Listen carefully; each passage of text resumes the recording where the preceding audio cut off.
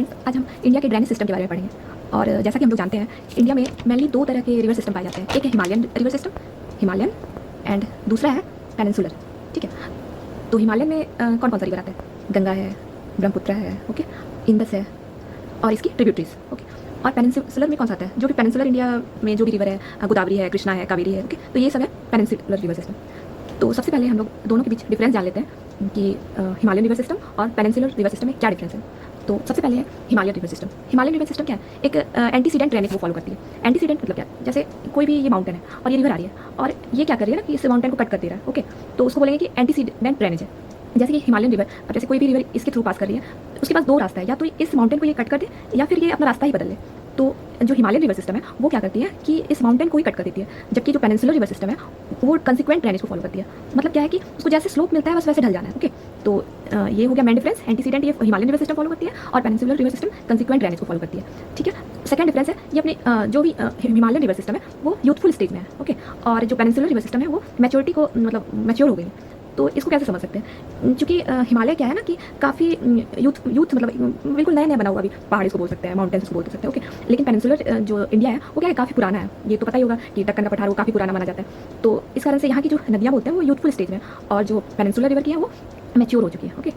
Third point है ये perennial होती है। कौन सा? Himalayan river system. पेरेनियल मतलब क्या कि हमेशा से पानी आते रहता है। क्यों? क्योंकि ये ग्लेशियर से इसको पानी मिलते रहता है हमेशा, ठीक है। और जो पेनिनसुलर है वो नॉन पेरेनियल है, ठीक है। फिर आगे ये मेंडर्स को फॉर्म करती है हिमालयन रिवर सिस्टम, और अपना जो रास्ता है वो बदलती रहती है। जैसे ये मेंडर्स इसको होते हैं, ये ऐसे क्या हुआ कि समय समय पे ये अपना रास्ता बदलती रहती है, ठीक है। और पेनिनसुलर रिवर सिस्टम क्या है? Follow straight courses, okay. तो ये हो गया। आगे एक और मेन डिफरेंस है, जितनी भी हिमालयन रिवर है वो डेल्टा फॉर्म करती है।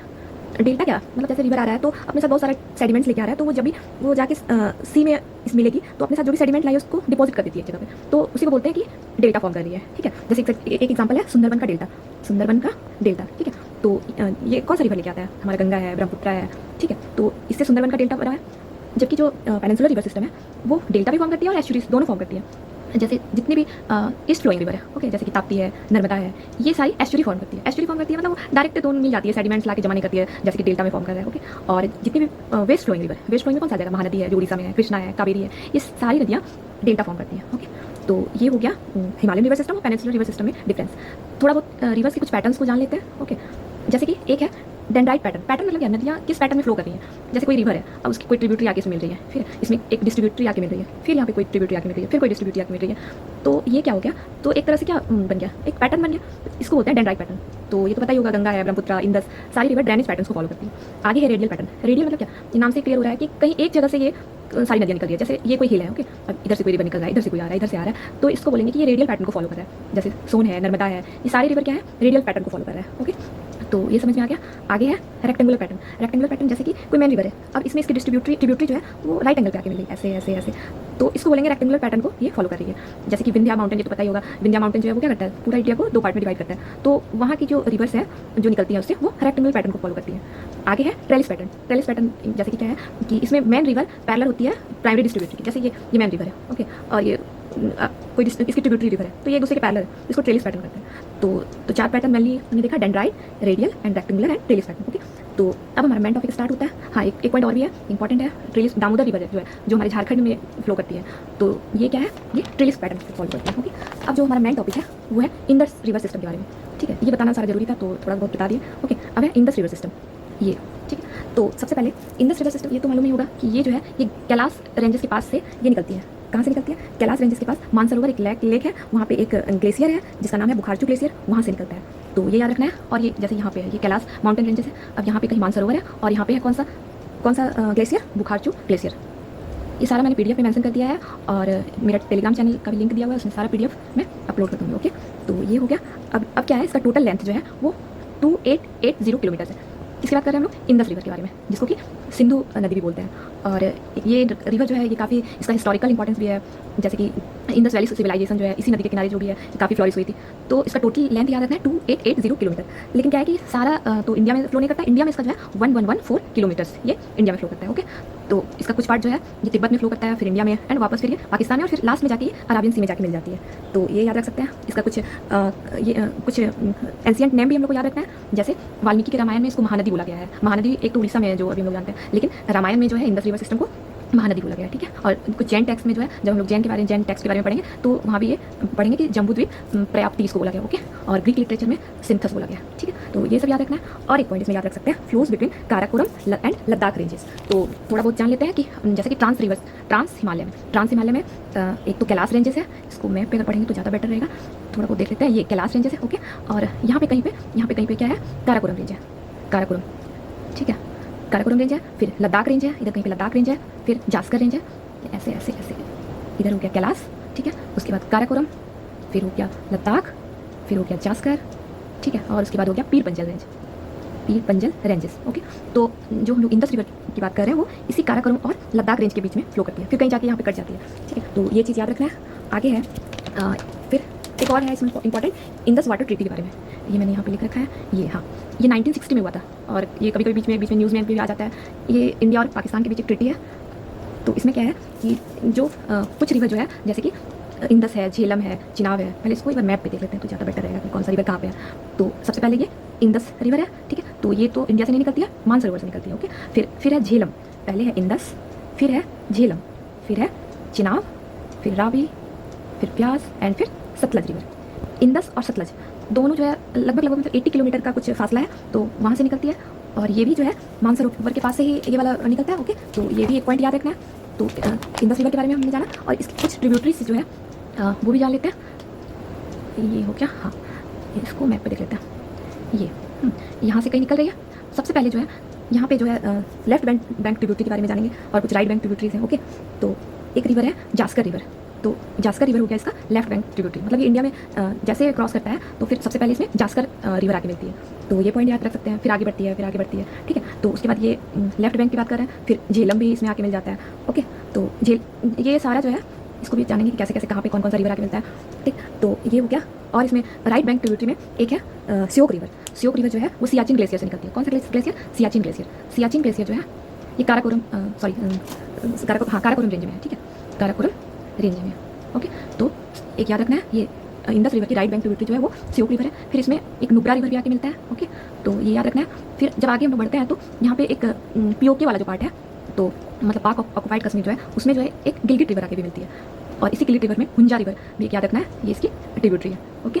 ये इसकी राइट बैंक ट्रिब्यूटरी है। फिर आगे जब बढ़ते हैं पाकिस्तान में तो कहीं पे काबुल है, काबुल रिवर आके मिलती है। फिर गोमल है, काबुल में स्वाट रिवर आके मिलता है।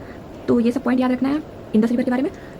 उसके बाद है झेलम रिवर के बारे में पढ़ते हैं, ओके। तो झेलम रिवर का जो ऑरिजिन है वो है कश्मीर वैली, ठीक है। ये जो हम लोग पीर पंजल रेंज जो हम लोग पढ़े, ये हाँ यहाँ पे ये कहीं पे इधर यहाँ पे कहीं पे पीर पंजल रेंज लाई करता है, ओके। तो यहाँ पे एक है वेरीनाग झील जो है वहाँ से निकलती है, और यहीं पे मतलब बोल सकते हैं कि कश्मीर वैली के फुट हिल्स से ये निकलती है। तो ये याद रखना है। और इसमें जो है नॉन एज इसको भी अलग अलग लैंग्वेज में अलग अलग नाम दिया गया है, जैसे कि संस्कृत में इसको वितस्ता रिवर बोलते हैं, झेलम को संस्कृत में क्या बोलते हैं? संस्कृत में बोलते हैं वितस्ता, ओके। ये याद रखना है। फिर ग्रीक में इसको बोलते हैं हाइडस्पस, ओके। ये हिस्ट्री में काफ़ी इसका इंपॉर्टेंस है। इस रिवर के किनारे एक लड़ाई भी हुई है, तो वो तो हिस्ट्री का बात है। तो इसको भी अगर ज्योग्राफी को हिस्ट्री से कनेक्ट करके अगर थोड़ा बहुत पढ़ा जाए तो ज़्यादा बेटर रहता है, ओके। तो ये हो गया।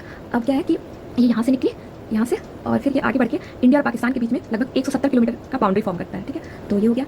इसका कुछ ट्रिब्यूटरीज भी है, जैसे कि किशन गंगा है, दूध गंगा है, हाँ, इसको भी मैंने मैप पे दिखा रखा है। एक मिनट, ये हाँ यहाँ पे ये झेलम रिवर है जो कहाँ से निकली, वेरीनाग एक झील है वहाँ से निकली जो कि कश्मीर वैली में है। फिर ये आगे बढ़ा यहाँ पे एक कन्हर रिवर भी है, एक किशन गंगा है, ठीक है, ये दिख रहा है, ये आगे बढ़ा, ठीक।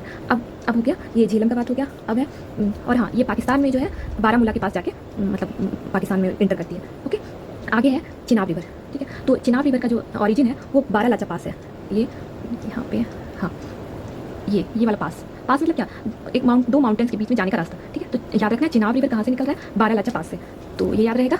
उसके बाद है ये जास्कर रेंज का पार्ट है। जास्कर रेंज मतलब मैंने शुरू में बताया था, पहले है काराकोरम रेंज, फिर है लद्दाख रेंज, उसके बाद है जास्कर रेंज। तो याद रखना है ये जो है बारालाचा पास जो है ये जास्कर रेंज का ही पार्ट है, हाँ। और यहाँ से निकलती है बारालाचा पास से चिनाब रिवर।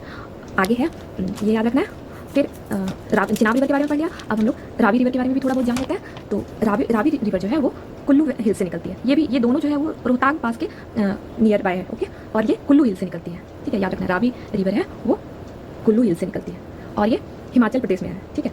ये हो गया।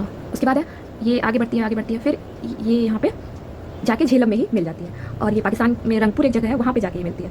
पाकिस्तान में जो पंजाब है वहाँ पे, ओके। तो ये भी याद रखना है। फिर है ब्यास रिवर, जो इंडस रिवर सिस्टम में सबसे जो छोटा जो रिवर बोल सकते हैं वो ब्यास रिवर है, जो कि लगभग 460 किलोमीटर है। तो इसका भी ऑरिजिन जो है ये रोहतांग पास के पास ही है, ये रोहतांग पास, ओके। और ये याद रख सकते हैं। फिर एक बहुत छोटा है, और हाँ, इंडिया का एकमात्र रिवर जो कि मतलब इंडस रिवर सिस्टम में ये एकमात्र रिवर है जो कि कंप्लीटली इंडियन टेरिटरी में लाई करती है। तो ये भी याद रखना है। फिर है सतलज। सतलज मैंने शुरू में बताया था कि ये जो है मानसरोवर के पास से ही निकलती है, जहाँ पे हम लोग इंडस रिवर के बारे में बात किए। वहाँ से दोनों के बीच बहुत विदिन मतलब 80 किलोमीटर का ही डिस्टेंस है, ठीक है। तो वहाँ से निकलता है ये सतलज रिवर, और ये याद रखना है ये सिपकिला पास के थ्रू होके ये बहती है सतलज रिवर, ठीक है। तो ये याद रखना है। उसके बाद क्या है, ये इस पर एक डैम भी है, गोविंद सागर डैम, ओके। तो ये सब याद रखना है। फिर है इंडस रिवर के बारे में, इंडस रिवर सिस्टम के बारे में हम लोग इतना जाना, और थोड़ा बहुत फिर से इसको रिवीजन कर लेते हैं। इसको मैप पे देख लेते हैं। सबसे पहले इंडस रिवर, फिर झेलम रिवर, फिर चिनाब, फिर रावी, ब्यास एंड सतलज। तो इसको ये मेरा याद रखना है। अब लेंथ के आधार पर इसको कैसे बांटा गया, मतलब सबसे लंबा कौन सा है, तो ये है इंडस, ओके। फिर है सतलज, मतलब दोनों रिवर जो कि मानसरोवर के पास से निकल रहा है, ये काफ़ी लंबा, बहुत लंबा डिस्टेंस ट्रैवल करता है। फिर आगे है चिनाब रिवर, हाँ।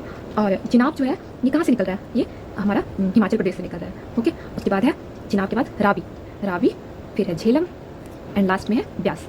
तो कम से कम ये तो याद रखना है कि सबसे जो लंबा लेंथ है इंडस का है, फिर सतलज का है, सबसे जो लास्ट में है वो ब्यास रिवर का है, ठीक है। और एक पॉइंट याद रख सकते हैं हम लोग कि अब ये रिवर कहाँ कहाँ जाके मिलती है। जैसे कि ब्यास जो है सतलज से आके एक हरिका एक नाम का एक जगह है, ठीक है, ये हमारे पंजाब में है, यहाँ पे आके मिलती है, ओके।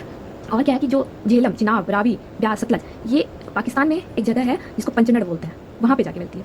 और सारा रिवर फिर कुछ डिस्टेंस ट्रैवल करने के बाद ये इंडस रिवर में मिल जाती है, जिसको हम लोग बोलते हैं मिठानकोट में जाके मिलता है, ओके। तो ये भी याद रख सकते हैं।